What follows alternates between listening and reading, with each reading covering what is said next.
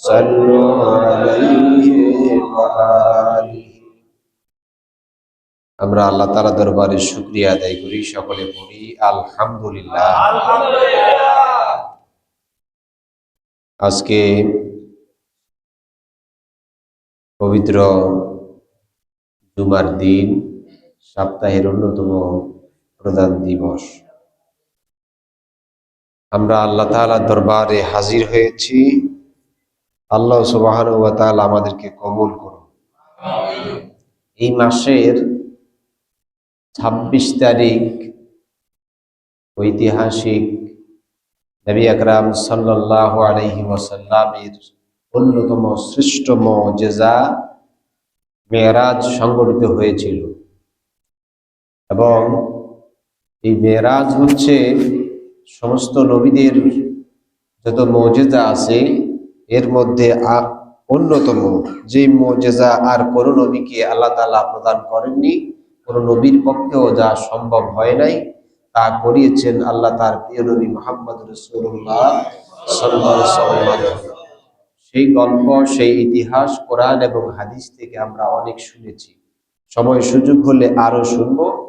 গুরুত্বপূর্ণ কথা হচ্ছে, মেরাজ কোরআন দিয়ে প্রমাণিত, মেরাজ স্বপ্নযোগে নয়, বাস্তবে।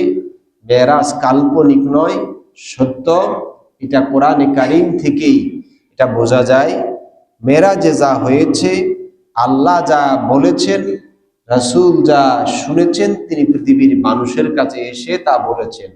কোনো কথা গোপন ছিল না, গোপন নাই, সব কোরআনে এসেছে। মা ফাররাতনা ফিল কিতাব, আল্লাহ তাআলা বলেছেন আমার কিতাবে কোনো কিছুই বাদ রাখি নাই, সবই বলে দেওয়া হয়েছে। কেউ যদি এই ধরনের মিথ্যা ভ্রান্ত অপপ্রচার চালায় যে মেরাজের রাতে কিছু কথা প্রকাশ হয়েছে, কিছু কথা গোপন আছে, আর এই কথাগুলি কথিত তথাকথিত পীর সাহেবরা, অলিউল্লাহরা এগুলি মানুষের কাছে প্রকাশ করেন, তাতে বোঝা যায় রাসূলুল্লাহর চাইতে ওই পীর অলিউল্লাহগুলি আরো বেশি মর্যাদাবান। নাউজুবিল্লাহ। রাসূলের চাইতেও শ্রেষ্ঠ, সম্মানিত, আল্লাহর প্রিয় আর কি কেউ আছে? কেউ নাই। তিনি সমস্ত নবীদের শ্রেষ্ঠ নবী, সাধারণ মানুষ তো দূরের কথা। কাজে এই জাতীয় কথা বলা সম্পূর্ণ রাসূলুল্লাহর শানে চরম বেয়াদবি ছাড়া আর কিছুই নয়। আল্লাহ তাআলা বলেছেন মা আতাকুমুর রাসূল ফাখুযুহু ওয়া মা নাহাকুম আনহু ফান্তাহু, তোমাদের জন্য রাসূল যা আনছেন তা গ্রহণ করো, আর যার থেকে বারণ করেছেন, যা নিষেধ করেছেন, সেগুলি ছেড়ে দাও, দূরে থাকো। আসুন, মেরাজের সবচাইতে বড় উপহার এটা হচ্ছে আর রাসূলের জন্য আল্লাহর পক্ষ থেকে। সেটা কি? মেরাজে আল্লাহ তাআলা তার রাসূলকে সবচাইতে যা দিয়েছেন, তার সবচাইতে বড় উপহার কি? নামাজ। এই কথা সবাই জানে, ছোট বড় সবাই জানে। মেরাজের রাত্রেই নামাজ এসেছে। আল্লাহ দিয়েছেন 50 থেকে কমতে কমতে কততে এসেছে?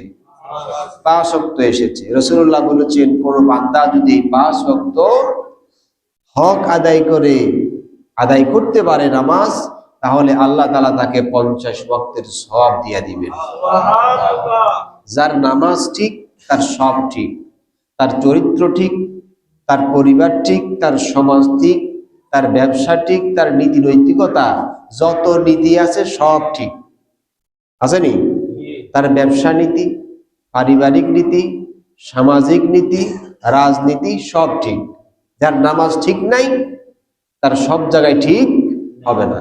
কারণ এটা কেন যে নামাজ ঠিক হলে সব ঠিক হবে আর নামাজ ঠিক না হলে সব ঠিক হবে না, এর কারণ আছে, উল্লেখযোগ্য কারণ আছে।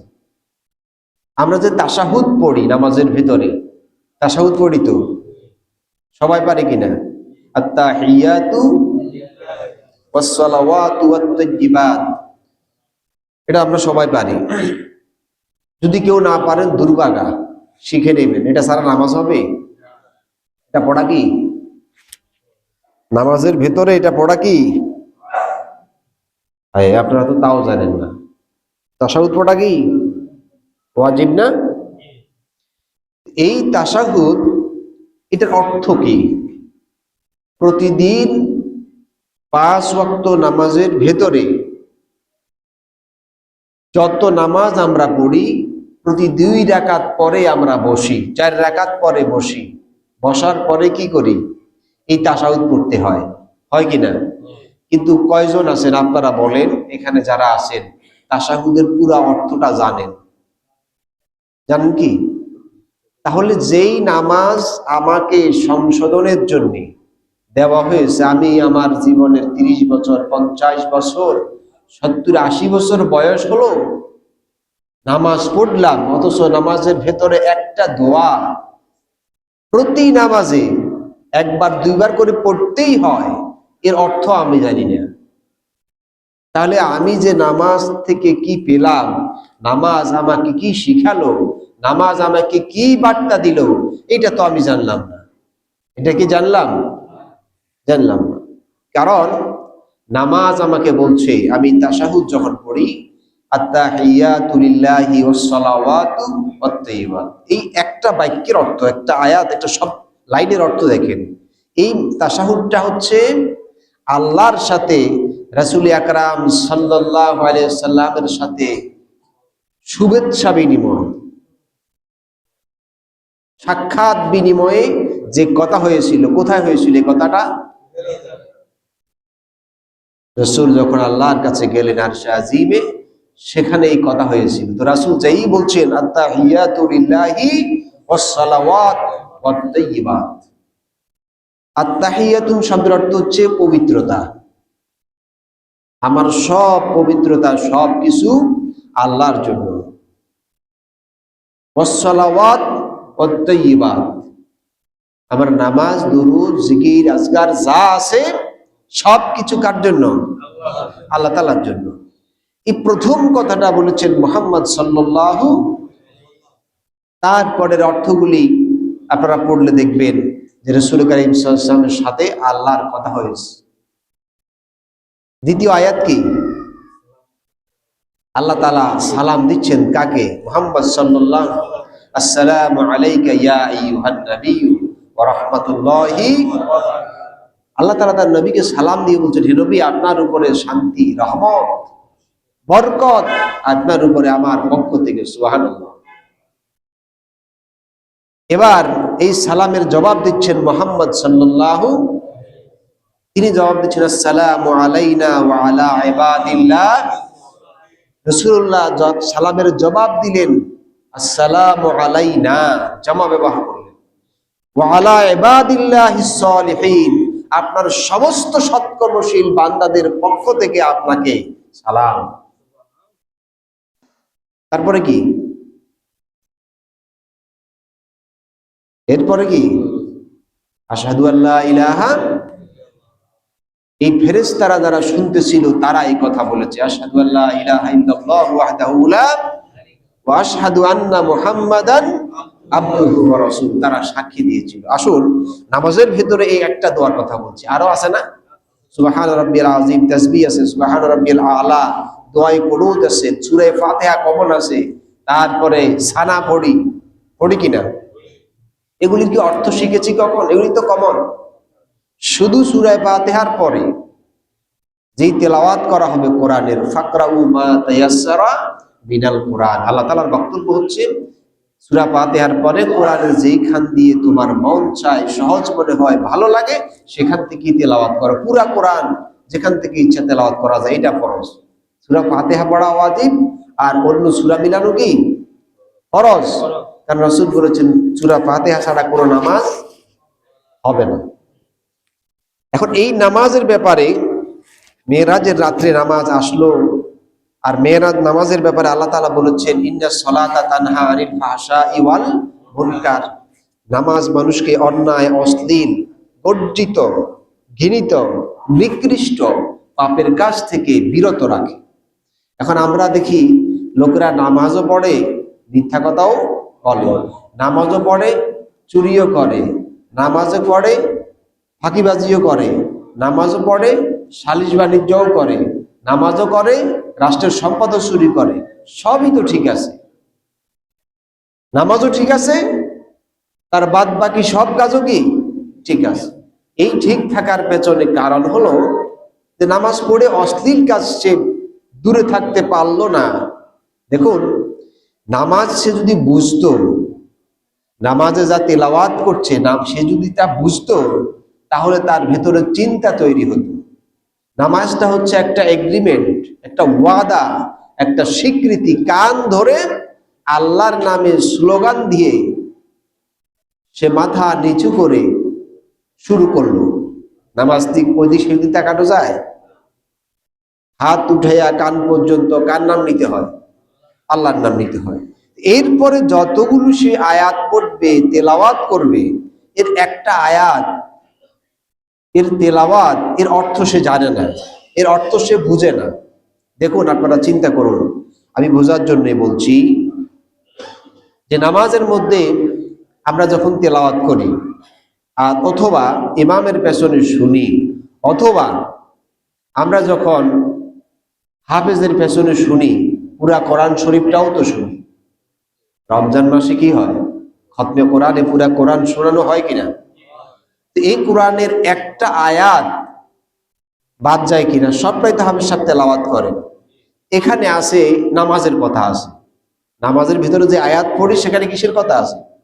নামাজের কথা আছে।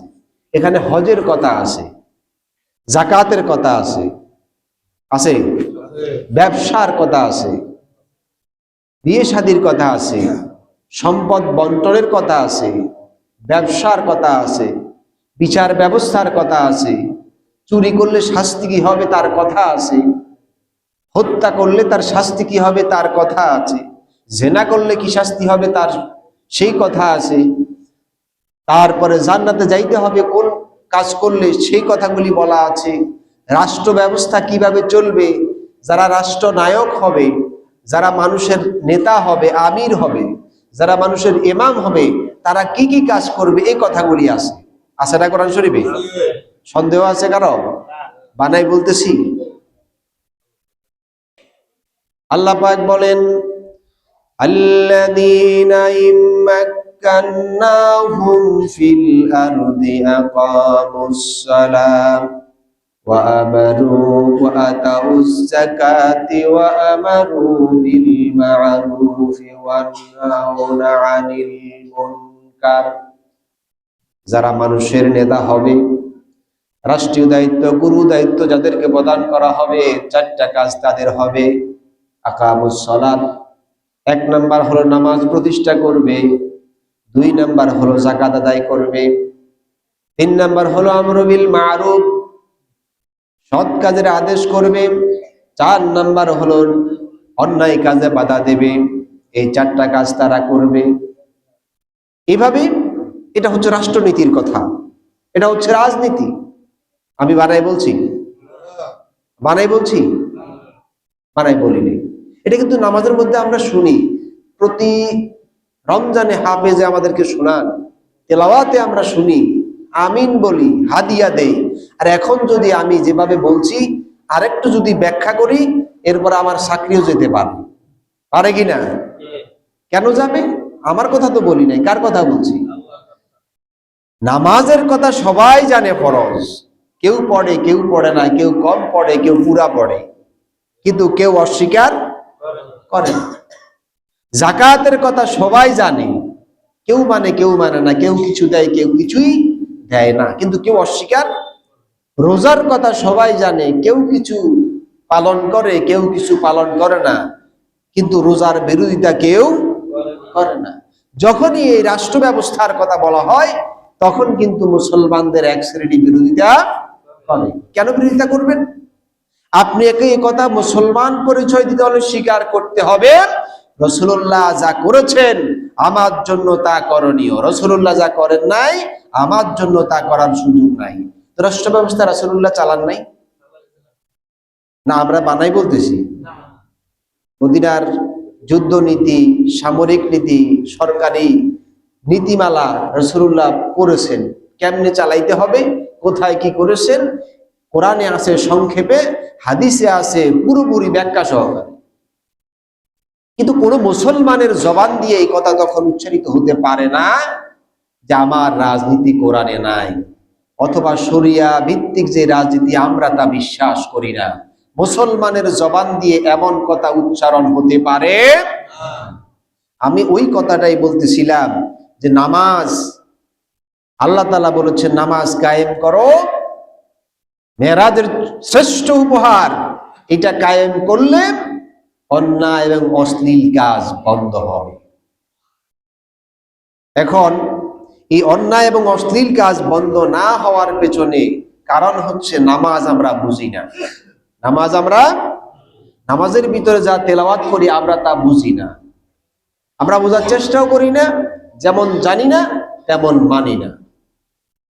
এই জন্য নামাজ পড়েও ওই যে চোরের, যেই চোর চুরি করে, চোরের আয়াত আছে না, ওয়াসারিকু ওয়াসারিকাতু ফাকতাউ আইদিয়াহুমা, চোর নারী হোক আর পুরুষ হোক দুইজনের কি কাটো।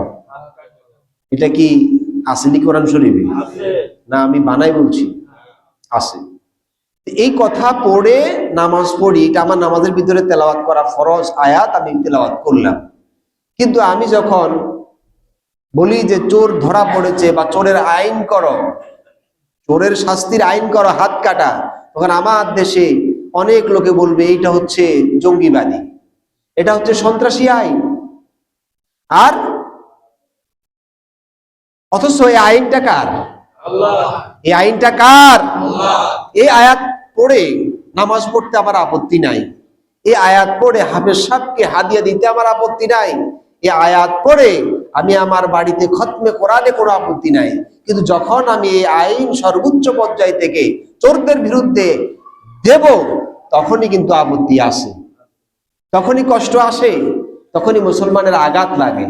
আসলে এই মুসলমান ওই রকম মুসলমান, যেই মুসলমানের ভূতে ধরলে নিজের জবান আর বিবেক যেমন ঠিক থাকে না, দেউলিয়া হয়ে পড়ে, এই মুসলমান হচ্ছে সেই রকম মুসলমান যেই মুসলমানকে ইন্নামা ইয়াতাখাব্বাতুহু শাইতানু মিনাল মাসসি, শয়তান তার পরশ দিয়ে মুরিদ বানায়েছে।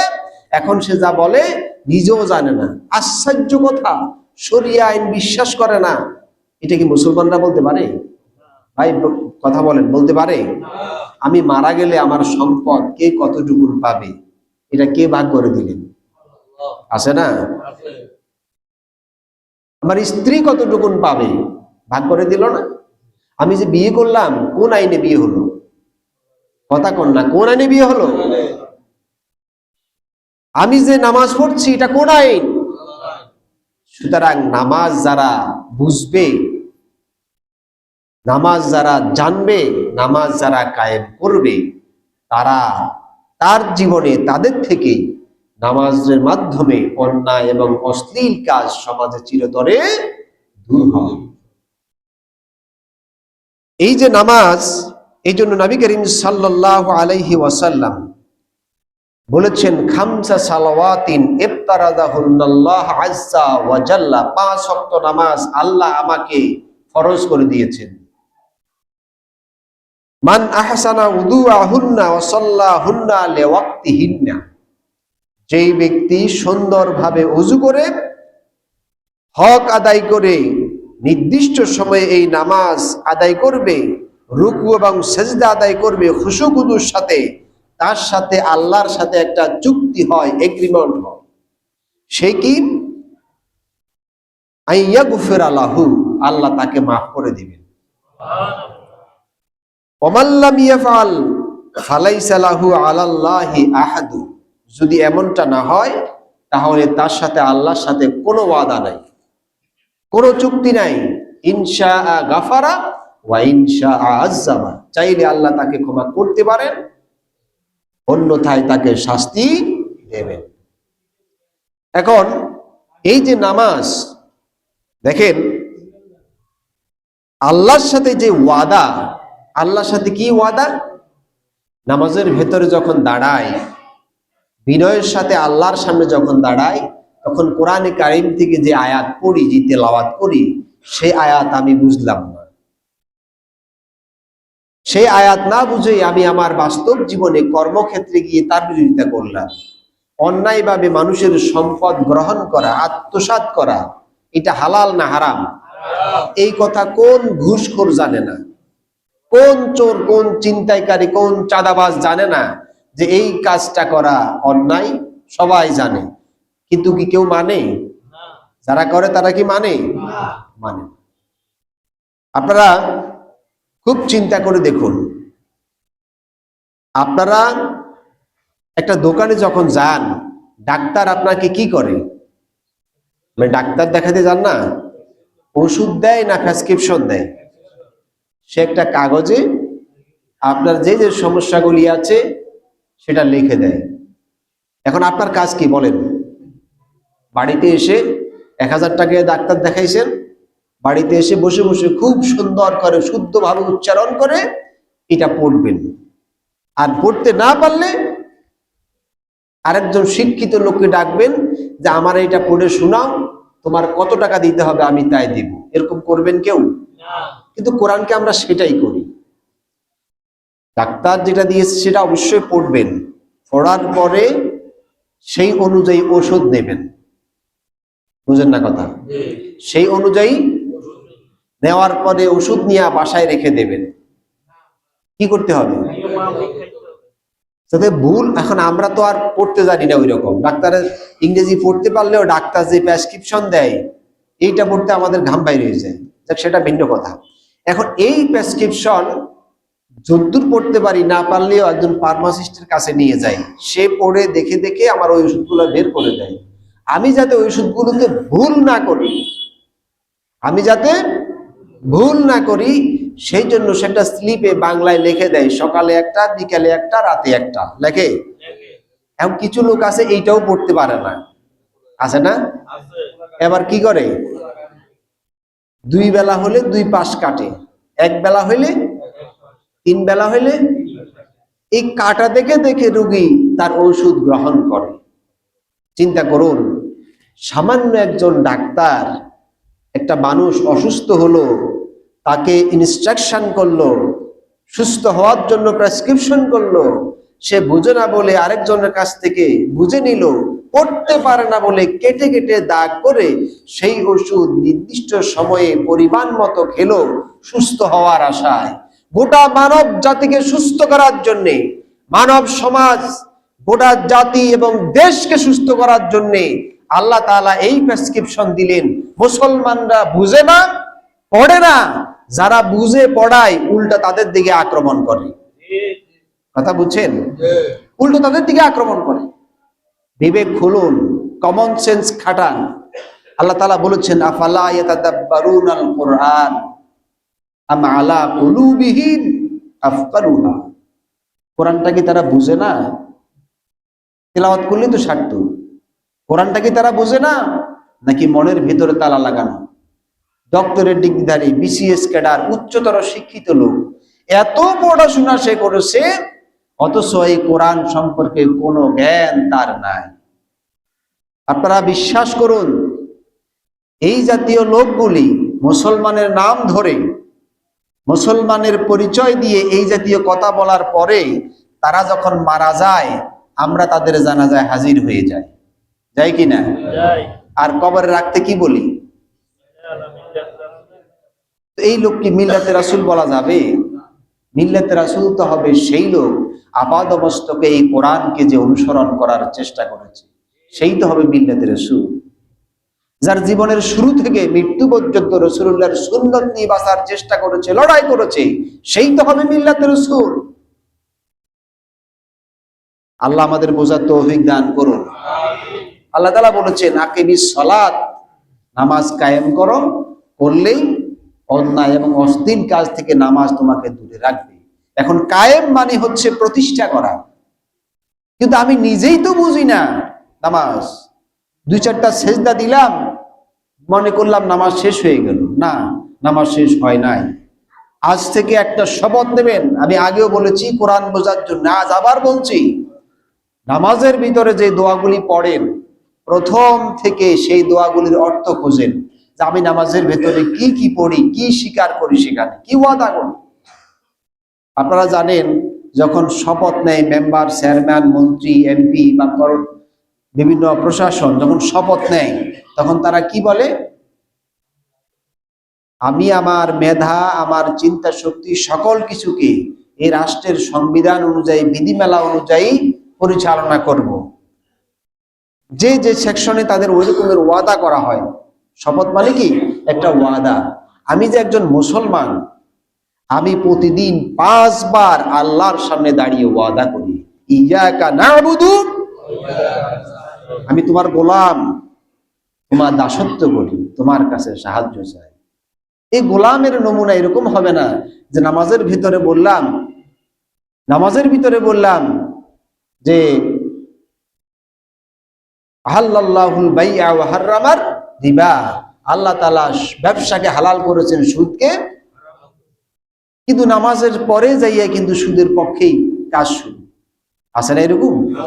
সে বুঝে নাই, নামাজ বুঝে নাই, এই জন্য সমাজ থেকে অন্যায় যায় না।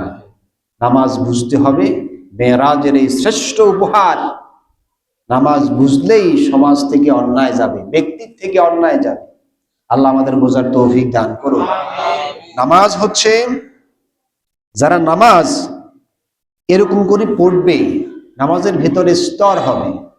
কেউ পাবে পুরা 100%, কেউ পাবে 50%, কেউ পাবে 25%, এইভাবে নামাজের ভাগ হবে। আস্তে আস্তে আরো কমে যাবে। কেন কমবে? নামাজের ভিতরে খুশু, নামাজের যেরকম করে পড়া দরকার, নামাজ পড়ে যেরকম হওয়া দরকার, এরকম যারা হবে তাদের শতভাগ হবে। এভাবে স্তরে স্তরে ভাগ হবে। তো নামাজ আমরা খুব সহজ মনে করি, নামাজকে আমরা খুব কমন ব্যাপার মনে করি। এইটাই আমাদের ইমানের পরে অন্যতম প্রধান দায়িত্ব হচ্ছে কি? নামাজ। ইমানের পরে অন্যতম প্রধান দায়িত্ব কি? নামাজ। নামাজ সম্পর্কে রাসূলুল্লাহ বলেছেন, তোমার ছেলেকে 7 বছর বয়স থেকেই নামাজ শেখাও। কত বছর বয়সে? 7 বছর। এই নামাজ শেখানো এবং এর গুরুত্ব সম্পর্কে আলোচনা হবে। আলাইহি তাওয়াক্কালতু ওয়া ইলাইহি উনীব। যারা পরে